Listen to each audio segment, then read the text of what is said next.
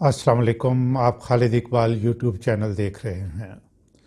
नाजरीन, इस वक्त यूँ महसूस होता है कि पाकिस्तान में हर इदारे, हर एमएनए, एमपीए और सेनेटर को अपनी अपनी पड़ी हुई है और मजमूई तौर पर वतन अजीज़ का किसी को कोई ख्याल नहीं कि उनके किरदार से, अमल से, एक्ट से मुल्क पर क्या असरात मुरतब हो रहे हैं या मुल्क पे क्या बीत रही है और मुल्क किस तरह कमज़ोर और वल्नरेबल हो गया है।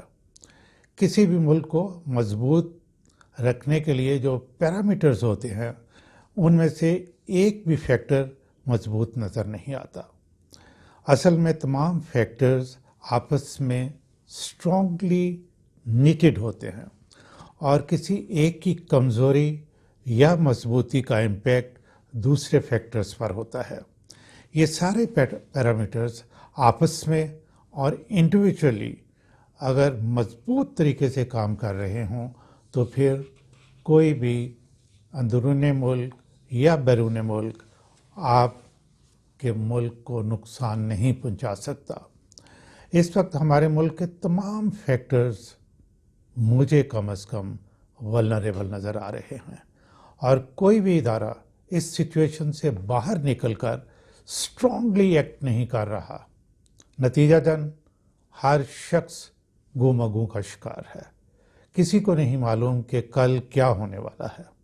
और फिर आलमी सतह पर जो ममालिक जिनका हमारे साथ ताल्लुक़ है वो भी खामोश हैं, वेट एंड सी वाला हिसाब है और वो मखमसे का शिकार हैं। क्यों कि पाकिस्तान जो है ये बिल्कुल एक फ्लूइड सिचुएशन में है।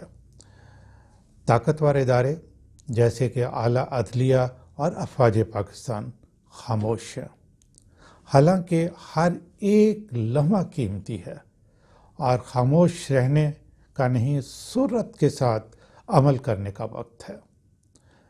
नाज़रीन, दुनिया में जहाँ जहाँ भी जमहूरियत होती है उन मुल्कों की ज़िंदगी में ऐसे मौक़े आते रहते हैं कि वहाँ के सियासतदानों के इख्तलाफात यहाँ तक पहुँच जाते हैं कि वो अपने मुल्क को नुकसान पहुँचाने की कोशिश करते हैं। ये वो मौका होता है जब मुल्की सलामती के इदारे और आला अदलिया को कानून और आइन से मावरा इंटरवीन करना चाहिए और मुल्क के हालात को सुधारने की पूरी कोशिश करनी चाहिए।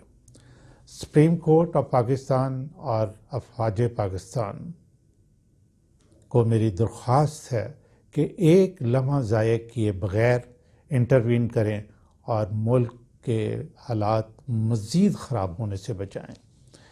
इन दोनों इदारों की खिदमत में अर्ज़ कर दूं कि अवाम बहुत समझदार हो चुके हैं। अगर आप आवाम के अंडरस्टैंडिंग लेवल का, आज के अंडरस्टैंडिंग लेवल का आप मुकाबला करें 10 साल पहले से, यानी उसको कंपेयर करें, तो आज जो अंडरस्टैंडिंग लेवल है आवाम का वो बहुत हाई है और आवाम इन दो इदारों की तरफ देख रहे हैं और इनसे तवक्को रखते हैं कि वो इंटरवीन करें और मुल्क के हालात को बेहतर करें। और फिर ये सोच रखते हुए उनके जहनों में बहुत से सवालात भी हैं और उनके जज्बात भी हैं। मैं इन दोनों अदारों से दरख्वास्त करूँगा कि वो आवाम के जो सवालात हैं उनको एड्रेस करें, उनके जज्बात को एड्रेस करें। ये कॉन्टेम्प्ट ऑफ कोर्ट और डंडे को ज़रा एक तरफ रख दें। ये हालात बहुत मुख्तलिफ हो चुके हैं, नॉर्मल हालात नहीं हैं। ये हाइब्रिड वॉर के अलावा और फिज़िकल हमला भी पाकिस्तान पे हो चुका है। इसलिए इन इदारों को फौरी तौर पे अपना किरदार अदा करना चाहिए। मैं समझता हूँ कि इन इदारों को अपने आप पर लोगों का एतमाद बहाल करना चाहिए। मैं इसको रिपीट किए देता हूँ कि ये जो दो इदारे हैं, आला अदलिया और अफवाज पाकिस्तान, उनको चाहिए कि फौरी इक़दामात करें और अपने ऊपर عوام کا اعتماد بحال کریں۔ عام آدمی پوچھتا ہے کہ یہ 63A جو کانسٹیٹیوشن کی دفعہ ہے، اگر اعلیٰ عدلیہ اس کی تشریح اس وقت کر دیتی جب صدر پاکستان نے اس کی تشریح کے لیے پوچھا تھا، تو آج کے حالات مختلف ہوتے۔ کیوں کہ اس وقت یہ کلیئر ہو چکا ہوتا کہ اس کا کیا مطلب ہے، اور جو کوئی ایم پی اے یا ایم این اے اپنی پارٹی سے یا اس کی پالیسی سے انحراف کرے گا تو اس کا مستقبل کیا ہوگا۔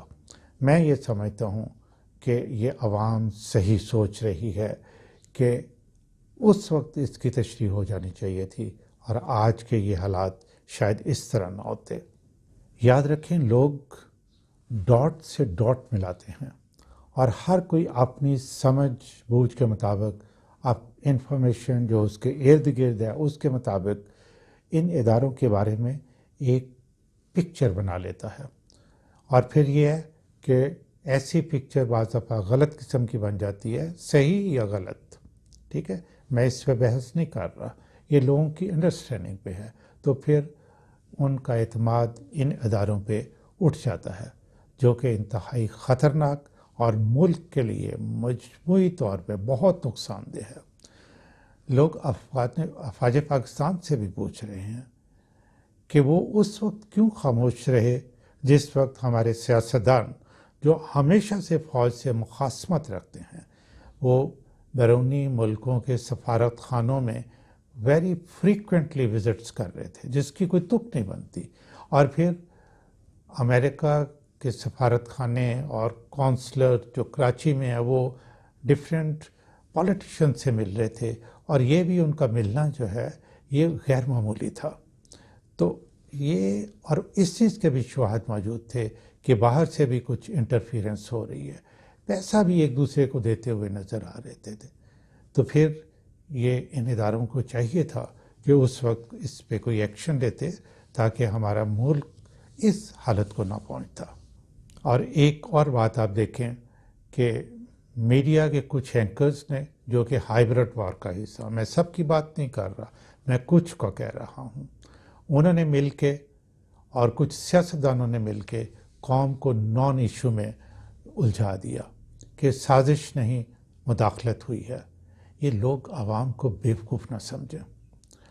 ہر کوئی یہ جانتا ہے کہ جب کوئی پلان کو فزیکل شیپ دینی ہوتی ہے تو پہلے اس کو امیجنری شیپ دی جاتی ہے جو کہ ایگزسٹ نہیں کرتی، اور اگر پلان جو ہے وہ قوانین کے مطابق ہو تو پھر ٹھیک ہے، لیکن اگر پلان جو ہے وہ ناجائز، غیر قانونی ہو، ان لافل ہو تو یہ سازش یا کانسپریسی ہے۔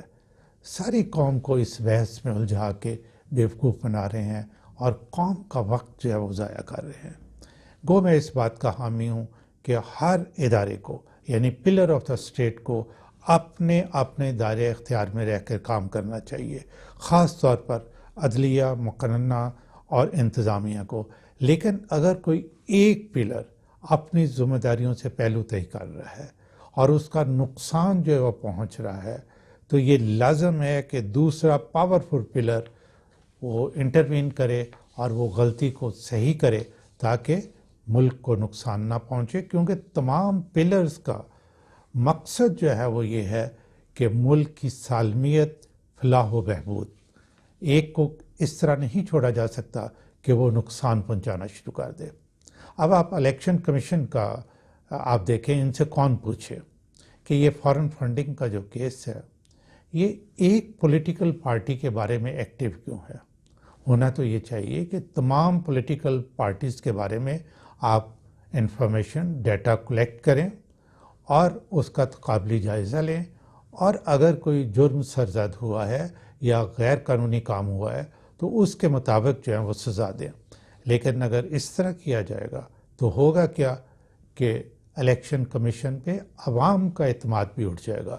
ابھی تو کوئی ایک آدھ پولیٹیکل پارٹی کا لیڈر نعرہ لگائے تو ساری عوام جو ہے وہ ہو سکتا ہے کہ وہ اس کو نہ مانے، لیکن جو سامنے ایونٹس نظر آ رہے ہوتے ہیں، عوام جو ہے یہ ایونٹس کو دیکھ کے اندازہ لگاتے ہیں۔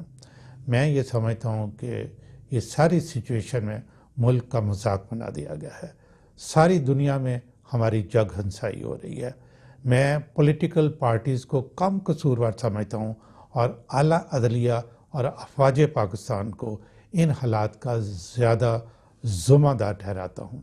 کیوں کہ یہ دونوں ادارے جو ہیں یہ ویل آرگنائزڈ انسٹیٹیوشنز ہیں اور ان کو ایک بہت امپورٹنٹ رول دیا گیا ہے جو کہ ملک کی سالمیت سے متعلق ہے.